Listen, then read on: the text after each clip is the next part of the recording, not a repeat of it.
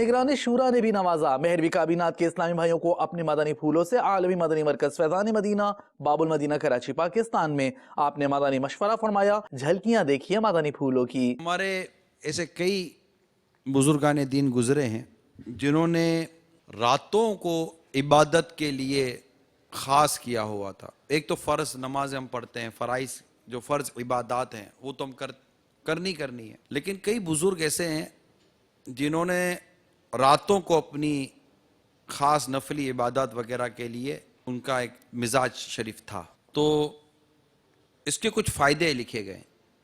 एक फ़ायदा ये है कि रात में कुछ देर सोने के बाद उठकर इबादत करना दिन के नमाज के मुकाबले में ज़बान और दिल के दरमियान ज़्यादा मवाफ़क़त मिलाप का सबब बनता है। मेन जो चीज़ है इबादत का जो वक्त है वो जा रहा है, जबकि हम कर सकते हैं, इबादत कर सकते हैं, रियाजत कर सकते हैं, तहज्जुद पढ़ सकते हैं। इमाम शाफी रहमतुल्लाह ताला अलैह तो अपने तलबा के मकातिब के आगे तहज्जुद के लिए वज़ू का बर्तन रखा करते थे। इशा भी जमा से पढ़ना और फजर भी जमा से पढ़ना, इसकी अपनी फजीलत आई। रात भर इबादत करने वाले की मिसल है और फिर रात की इबादत का अपना सवाब। अल्लाह ताला ने कुरान मजीद में इनकी तारीफ फरमाई है। इसकी तफसीर ये अल्लज़ीना यक़ूलूना रब्बना इन्नना आमन्ना फ़ग़फ़िर लना ज़ुनूबना वक़ीना अज़ाबन नार। वो जो कहते हैं ए रब हमारे, हम ईमान लाए तो हमारे गुनाह माफ़ कर और हमें दोज़ख के अज़ाब से बचा ले। अस्साबिरीन वस्सादिकीन वल्क़ानितीन वल्मुनफ़िकीन वल्मुस्तग़फ़िरीन बिल अस्हार। सब्र वाले और सच्चे और अदब वाले और खुदा और राह खुदा में खर्चने वाले यानी खर्च करने वाले और पिछले पहर से माफ़ी मांगने वाले।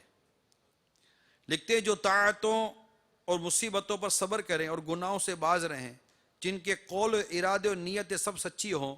इसमें आखिरी शब में नमाज पढ़ने वाले भी दाखिल हैं और वक्त सहर के दुआ इस्तग़फ़ार करने वाले भी। ये वक्त खलवत और इजाबत दुआ का यानी तन्हाई का और दुआ की कबूलियत का है। हज़रत सैयदना लुक़मान ने अपने फर्जन से फरमाया कि मुर्ग से कम ना रहना कि वो तो सहर से नदा करे और तू सोता रहे। हम खुद, मैं भी, आप भी, हम खुद पढ़ते हैं तो ज़हन बनता है ना। मैंने पढ़ा, मेरा भी कुछ ज़हन बना।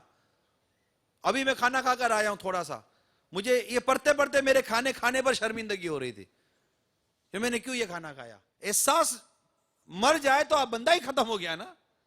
जब हमारा एहसास ही खत्म हो गया, जब चराग का तेल ही खत्म हो गया तो दिया जलेगा कहां से।